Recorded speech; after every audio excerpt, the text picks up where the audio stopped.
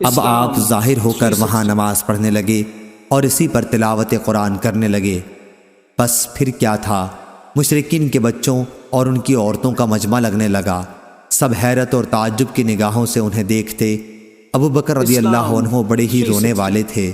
جب قرآن پڑھنے لگتے تو آنسوؤں پر قابو نہ رہتا۔ اس صورتحال سے اکابر مشرکین قریش گھبرائے اور سب نے ابن دغنہ کو بلا بھیجا۔ ابن دغنہ ان کے پاس آیا تو ان سب نے کہا کہ ہم نے تو ابو بکر کو اس لیے امان دی کہ وہ اپنے رب کی عبادت گھر کے اندر ہی کریں گے، لیکن وہ تو زیادتی پر اتر آئے اور گھر کے سامنے نماز پڑھنے کی ایک جگہ بنا لی ہے۔ نماز بھی سب کے سامنے ہی پڑھنے لگے ہیں اور تلاوت بھی سب کے سامنے کرنے لگے ہیں۔ ڈر ہمیں اپنی اولاد اور عورتوں کا ہے کہ کہیں وہ فتنے میں نہ پڑ جائیں، اس لیے اب تم ان کے پاس جاؤ۔ اگر وہ اس پر تیار ہو جائیں کہ اپنے رب کی عبادت صرف اپنے گھر کے اندر ہی کریں پھر تو کوئی بات نہیں، لیکن انہیں اس سے انکار ہو تو تم ان سے کہو کہ وہ تمہاری امان تمہیں واپس کر دیں، کیونکہ ہمیں یہ پسند نہیں کہ تمہاری امان ہم توڑیں، لیکن اس طرح انہیں اظہار اور اعلان بھی کرنے نہیں دیں گے۔ حضرت عائشہ رضی اللہ عنہا نے بیان کیا کہ اس کے بعد ابن دغنہ حضرت ابو بکر رضی اللہ عنہ کے پاس آیا اور کہا کہ آپ کو معلوم ہے وہ شرط جس پر میرا آپ سے عہد ہوا تھا، اب یا آپ اس شرط کی حدود میں رہیں یا میری امان مجھے واپس کر دیں، کیونکہ یہ میں پسند نہیں کرتا کہ عرب کے کانوں تک یہ بات پہنچے کہ میں نے ایک شخص کو امان دی تھی لیکن وہ امان توڑ دی گئی۔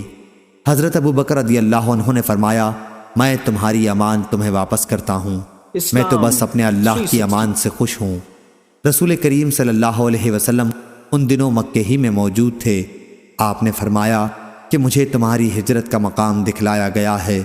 میں نے ایک کھاری نمکین زمین دیکھی ہے جہاں کھجور کے باغات ہیں اور وہ دو پتھریلے میدانوں کے درمیان میں ہے۔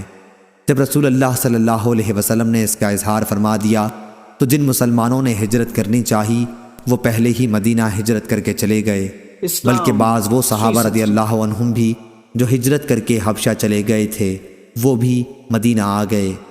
حضرت ابو بکر صدیق رضی اللہ عنہ بھی ہجرت کی تیاریاں کرنے لگے تو رسول اللہ صلی اللہ علیہ وسلم نے ان سے فرمایا، جلدی نہ کرو، امید ہے کہ مجھے بھی جلد ہی اجازت مل جائے گی۔ حضرت ابو بکر رضی اللہ عنہ نے پوچھا، میرے ماں باپ آپ پر فدا ہوں، کیا آپ کو اس کی امید ہے؟ آپ صلی اللہ علیہ وسلم نے فرمایا کہ ہاں ضرور۔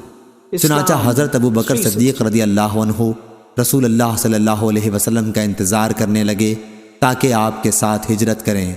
ان کے پاس 2 اونٹ تھے، انہیں 4 مہینے تک وہ ببول کے پتے کھلاتے رہے۔